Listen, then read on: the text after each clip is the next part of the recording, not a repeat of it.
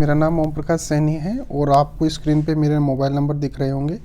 आप किसी भी प्रकार के नोट्स के लिए मुझे व्हाट्सअप कर सकते हैं। Thank you so much. Hello students, आज हम डिस्कस करने वाले हैं यूक्लिड्स डिवीजन लेमा। तो चलिए हम यूक्लिड डिवीजन लेमा की बात करें। उससे पहले माइंड में एक वर्ड स्ट्राइक करेगा कि ये लेमा, इसका मीन क्या है। तो लेमा का मीन क्या होता है, आपने डिफरेंट टाइप के वर्ड सुन रखे होंगे। पहला वर्ड आपने सुना होगा एक्जियोम, एक वर्ड आपने सुना होगा थ्योरम,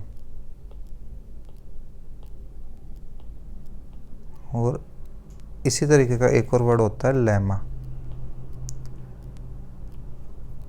एक्सियोम्स क्या होते हैं? ये होते हैं यूनिवर्सल ट्रुथ।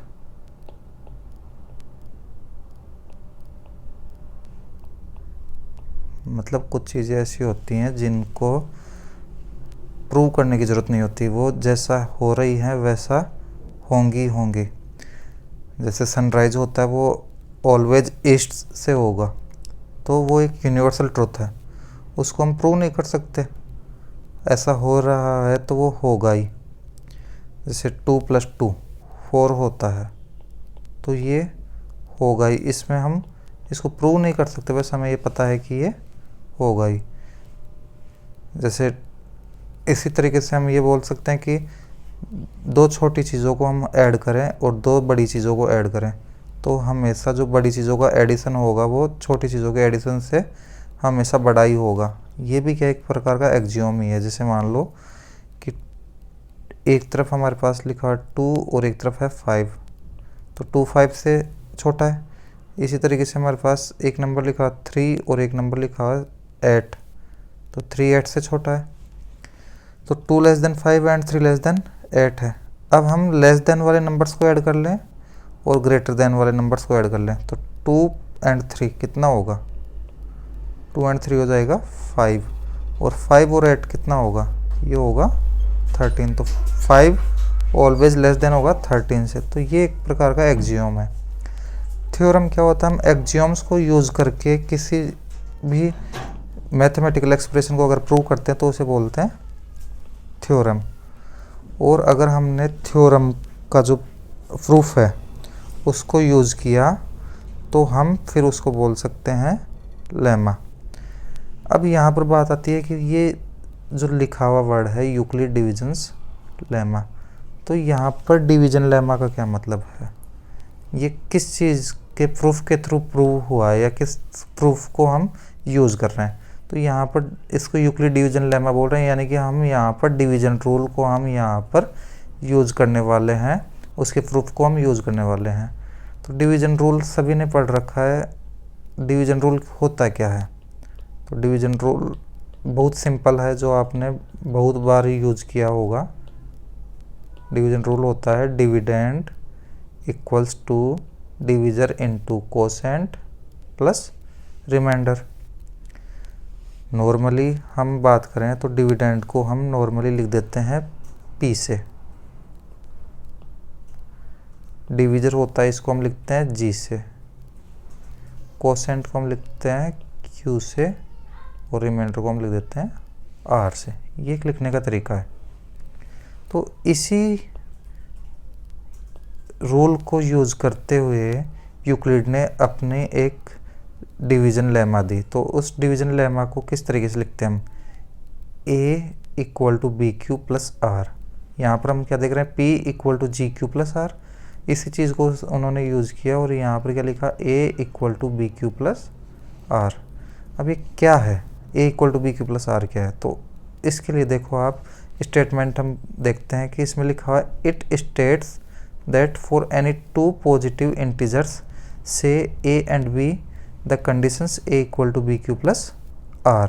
तो इसका मतलब क्या हुआ कि अगर हमें 2 पॉजिटिव इंटीजर दिए हुए हों, एक पॉजिटिव इंटीजर हमारे पास A होगा और दूसरा पॉजिटिव इंटीजर B होगा, और यदि जो पॉजिटिव इंटीजर A है ये ग्रेटर हो B से, तो उस केस में हम A को इस तरीके से शो कर सकते हैं कि हम इसको BQ + R की फॉर्म में रिप्रेजेंट कर सकते हैं।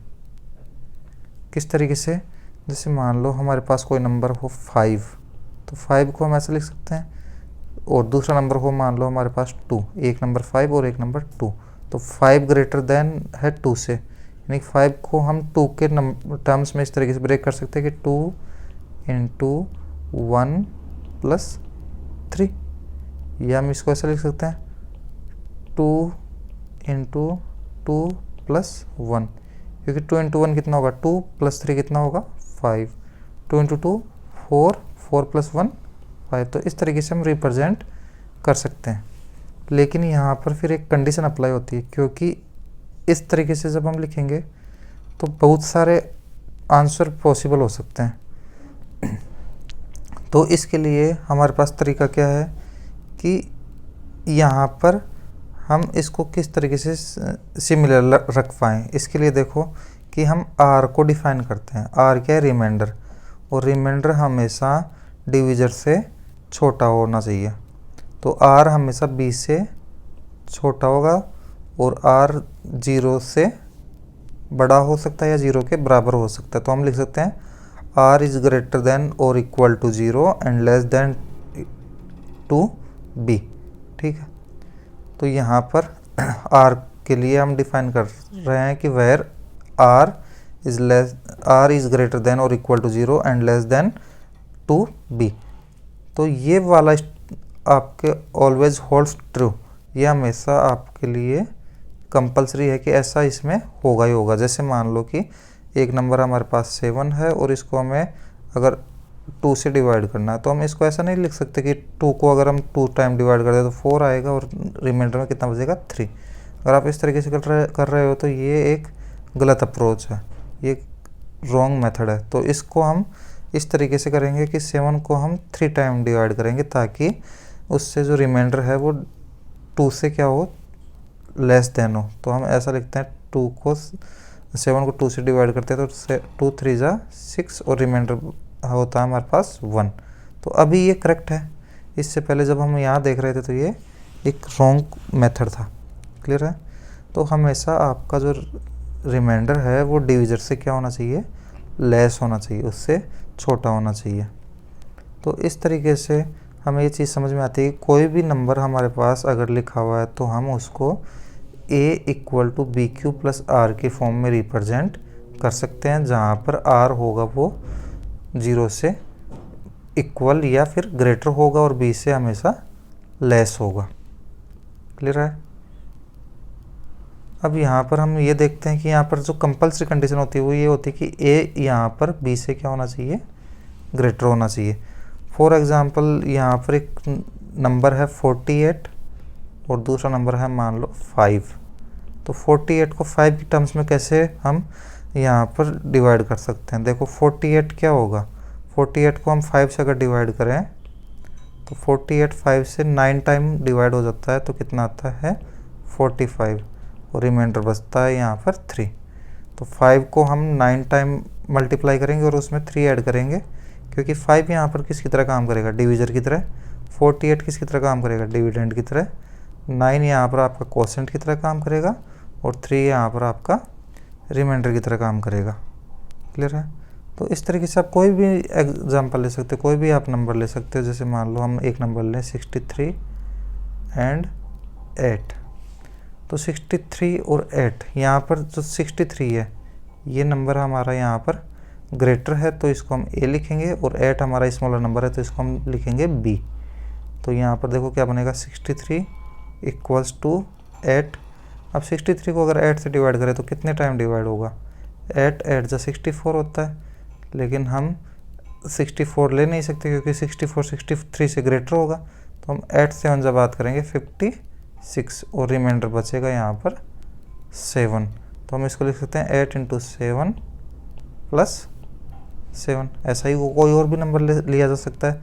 जैसे मान लो हमने लिया 25 एंड 130, तो यहाँ पर ग्रेटर नंबर कौन सा है, 130, तो इसको हम a की फॉर्म में लिखेंगे और 25 इसको हम b की फॉर्म में लिखेंगे। तो 130 इक्वल टू 25, और 25 से अगर 130 को डिवाइड करते हैं तो किस तरीके से होगा, 25, 5 जा 125 और यहाँ से रिमाइंडर बचेगा सिर्फ 5।